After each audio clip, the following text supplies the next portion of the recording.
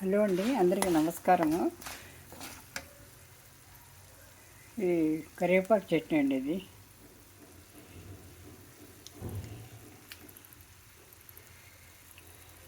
కరివేపాకు చట్నీ ఇది.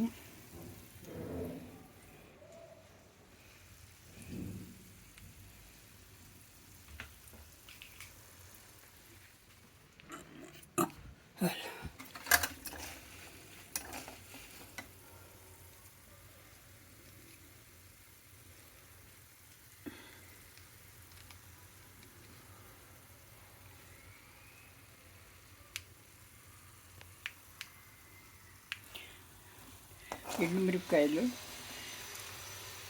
ధనియాలు, జీలకర్ర,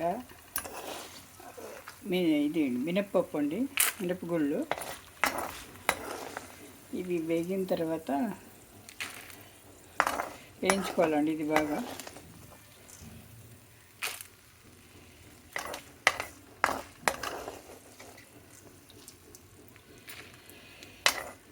అన్నంలో కలుపుకొని తింటే దోశల్లోకి భలే బాగుంటుందండి. ఇది ఒంటికి కూడా, కంటికి, ఒంటికి చాలా మంచిది కరివేపాకు.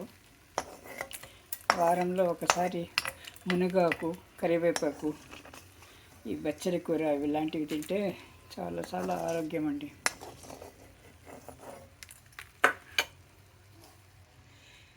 ఇది పచ్చి కరివేపాకు ఇప్పుడే కోసుకొచ్చాను టెర్రస్ గార్డెన్లో అన్నమాట.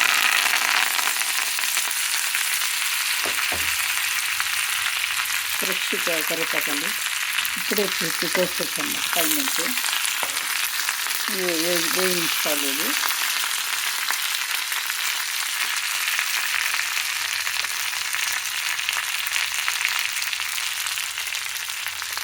ఉప్పు ఒక స్పూన్ వేసుకోవాలండి, సరిపడా ఉప్పు వేసుకోవాలి.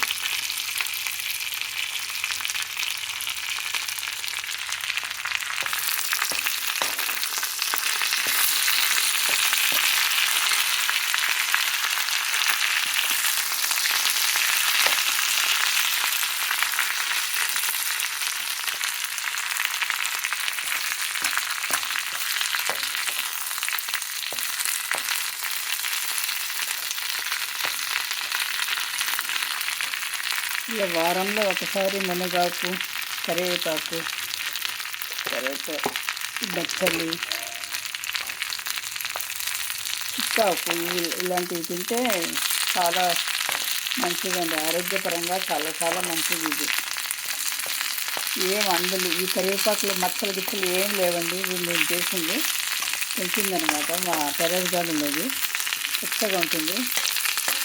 చీడ ఏం పట్టకుండా చూసుకుంటామండి.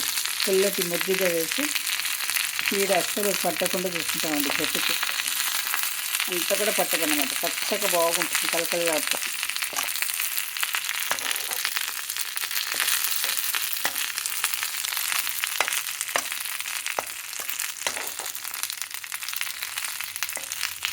కింద నీడ లేదని పైన పెంచామండి. దీనికి నీడ ఎక్కువ ఎండ కావాలి కాబట్టి పైన టబ్బులో పెంచామండి.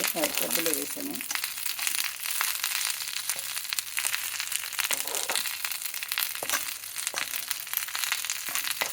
వేడి అన్నంలోకి కొద్దిగా నెయ్యి వేసుకోకపోయినా కూడా పర్వాలేదండి. చాలా చాలా బాగుంటుంది.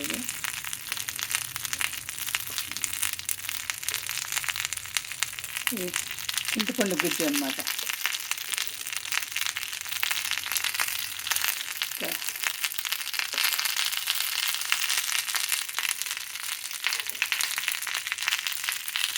ఒక 2 స్పూన్లు అండి.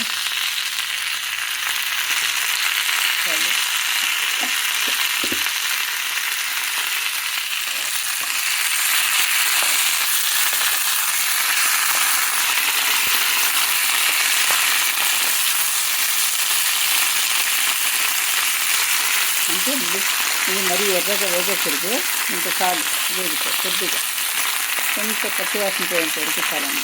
మరీ కరకరలాడుతూ వేగాల్సిన అవసరం లేదు. పొడి కాదు, చట్నీలాగా ఉంటుంది అన్నమాట. ఇది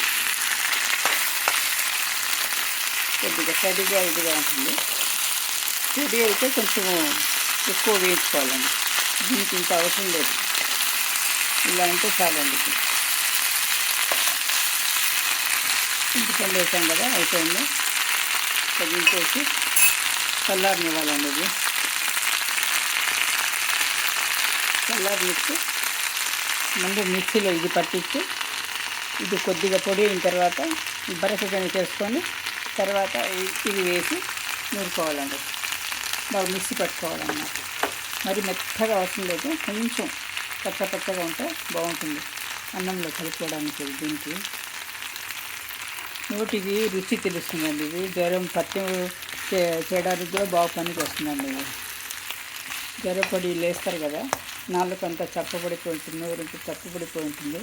అట్లాంటి వాళ్ళకి ఇట్లా ఈ పచ్చడితో కలిపి పెడితే ఆరోగ్యానికి ఆరోగ్యము, రుచికి రుచి అన్నమాట. చాలా చాలా బాగుంటుందండి కరివేపాకు. మనం కరివేపాకు ఆకుకూరలు, పప్పులు, సాంబార్లో, రసంలో అన్నీ వేసుకుంటాం కాబట్టి, కానీ తీసి పడేస్తాం పక్కన. ఇలా అంటే మనం కలుపుకొని తింటాం కాబట్టి అవసరం ఇది లేదండి. ఇలాగే మునగాకు కూడా చేసుకోవచ్చు అండి, చాలా చాలా బాగుంటుంది.